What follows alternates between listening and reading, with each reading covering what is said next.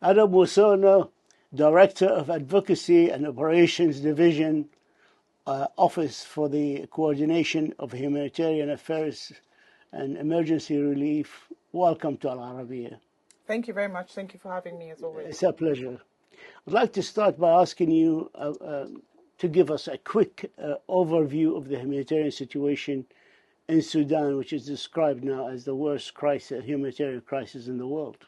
Thank you. Unfortunately, it is true. Under-Secretary General Fletcher described this when he was in Darfur and in Port Sudan as a polycrisis of mammoth proportions. Almost 2 years since the crisis, we have 25 million people food insecure. We have millions of people displaced, including 3.4 across the borders of Sudan. We have a country that was once thriving, as I've said before, completely obliterated, the health system shattered, 17 million out of 19 million school-aged children out of school. We've got different types of crises. Cholera on one hand, 5 locations in Darfur with famine, including Zamzam camp. The country is at risk of further deteriorating, and it is fast becoming a regional crisis as well. I'd like to touch on the 2025 response plans for Sudan that were launched last week for a total of $6 billion. What is the response has been so far? So far, it's the early stages, I would say, but I'm grateful. Let me really count on our donors for the support last year. Last year, we were able to mobilize 60% of the global appeal that we asked for. But I also have to say $6 billion is the biggest and the largest appeal for Sudan thus far. So far, we are in the early stages, and I believe that with the continued advocacy, the continued plea, and what Under-Secretary General Fletcher and the High Commissioner for Refugees, Filippo Grandi, put out there, we are hearing that member states will mobilize. As to whether it's going to reach the figure that we're looking for, we don't know. But what we can say is that without humanitarian agencies and the assistance, particularly local NGOs, civil society assisting, the needs will get higher, people's situation will be dire, and I cannot underscore the need for this funding to come through and quick. There has been talk about setting a parallel government in Kenya, led by Hamiti. What would be the effect of setting a parallel government to the present government in power, and which they have a mission here at the United Nations? What would be the effect of setting this government on the humanitarian situation and also on your operations to help the people of Sudan? Thank you for this question. Let me draw on General Assembly Resolution 46-182 that says humanitarian action should be conducted with the respect to the sovereignty and territorial integrity of a state. Now, for us as humanitarians, we negotiate access with whoever we must negotiate with, whichever parties are on the ground. And for us, notwithstanding the high politics above us, we negotiate with whoever. So be it in Darfur, Khartoum, the Kordofans, or in Wad Medani, or wherever in the Sudan that we need access to, we'll continue to negotiate access with whoever. The key is also to be transparent, to respect humanitarian principles of impartiality, of course, you know, this independence, neutrality, and make sure that we do not steer away from these principles as we strive to provide assistance to people in need. For us, whatever is happening yesterday in the Security Council, you heard the different member states put forward their different perspectives. Angola for the AU, Kenya was there, Sudan was there, Egypt was there. And I think while the politicking and the negotiations are happening, for us, our plea remains the same. Allow humanitarian access wherever the needs are, allow us to be able to do our jobs, and of course, above all, end the conflict so that people can go back home. The situation in Zamzam displacement camp is a camp which I visited in 2004 with the late SG Kofi Annan.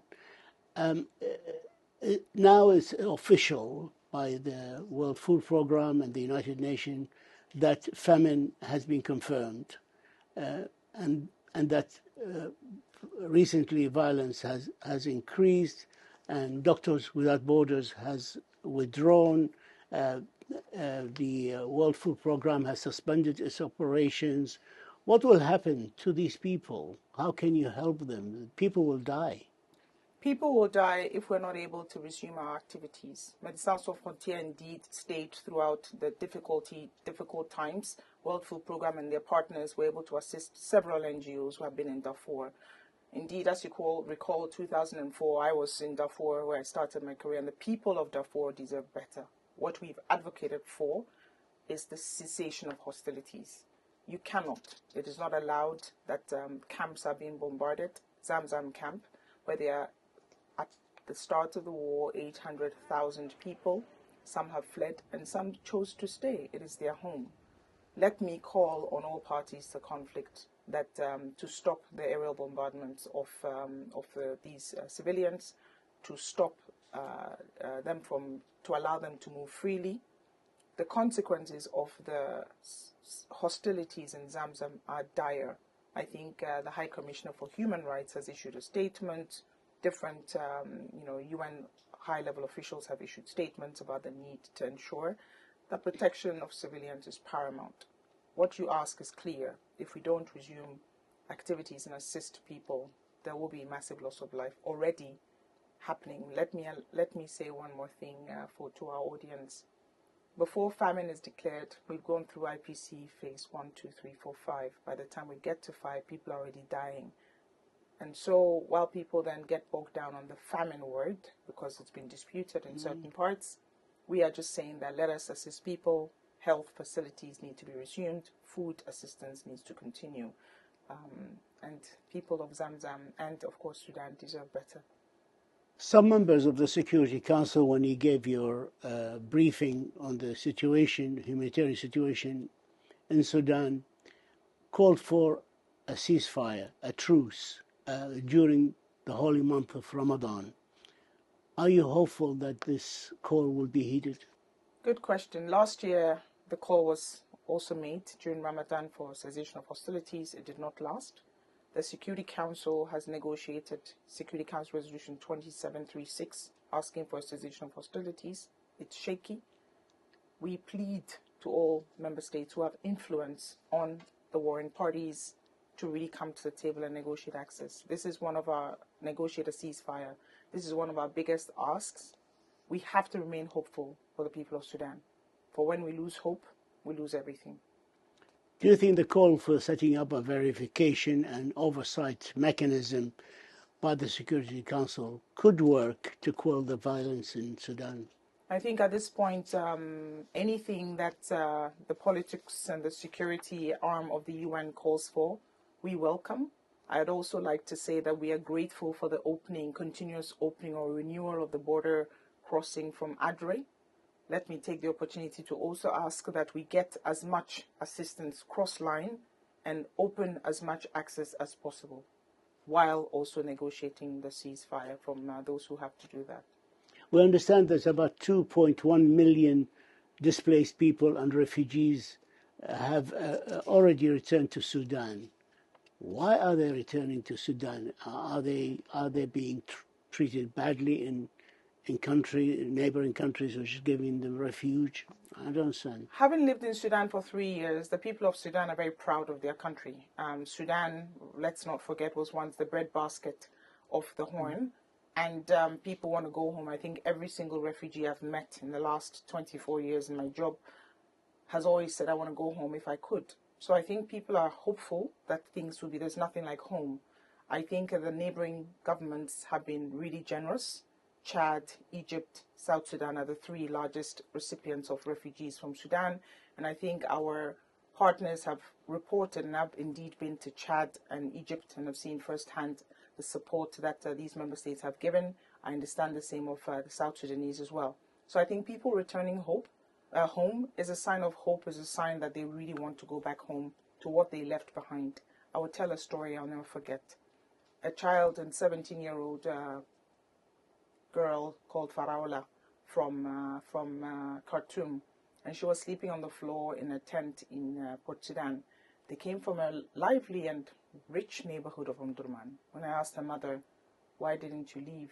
She says, Sudan is home. We will go back home one day. Faraola has to finish school. And Faraola said to me, Edem, don't forget me. I want to become a doctor. Don't forget, this is our home. This is our Sudan. that story touched me. So I think 2.1 million people just want to go back home. Are you satisfied with the number of open border crossings for aid so far?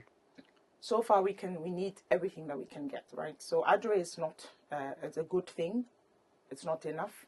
We need all the borders open. We need the borders opening from South Sudan, and this is still being negotiated. But we also need to emphasize cross-line, going across the warring parties and the lines that we've been able to negotiate. And let's not forget that last year, despite all the challenges we had, we were able to assist some 15.6 million people with some form of humanitarian assistance. The more access we have, the less bureaucratic impediments we have, the more money we have, the more our ability to support and assist. In 2024, 25 aid workers have been killed in Sudan, which has been the deadliest year for aid workers ever recorded in Sudan. Are they deliberately targeted, or are they caught in the crossfire? I think that's a good question. Let's not forget that 98% of aid workers who are killed globally are nationals of their country. And first and foremost, as civilians continue to bear the brunt of this crisis, aid workers are part of that civilian population. And I think the most important thing is protection of civilians, as the UN Secretary General has called, needs to be respected. I wouldn't say it's deliberate targeting of aid workers. I think it's indiscriminate targeting of civilians that leads to aid workers also being killed. And here again, our plea is civilians are not a target, as we've been saying for years, and 2024 was indeed the deadliest on record for all humanitarians across the globe, including Sudan. The U.S. very important funding for Sudan, and now it's particularly for emergency. How are you coping with the situation? I'd like to first of all thank all our donors for the generous support, as I mentioned before, for the needs in Sudan. The U.S. was by far the largest donor, and depending on which agency and which program, we are getting different reports. We are hopeful, and we continue to plead that whatever assistance that was going on from the life-saving pocket continues. But I also have to report that some international NGOs, some UN agencies have had to cut certain functions and certain posts in Sudan, across the globe, of course, but including Sudan. And some of the key areas, in addition to assistance, is issues around needs assessment and data management, which gives us the neutrality, the impartiality that we're talking about. So at this point, I'm pleading to all member states if they can ramp up support to Sudan, because the people of Sudan deserve better. It's very vital. Edem Wosornu, Director of Advocacy and Operations in the Office of the Coordination of Humanitarian Affairs and Emergency Relief. We thank you for all your good efforts for the people of Sudan. Thank you very much. Thank you very much. Thank you for having me on your show. Thank you.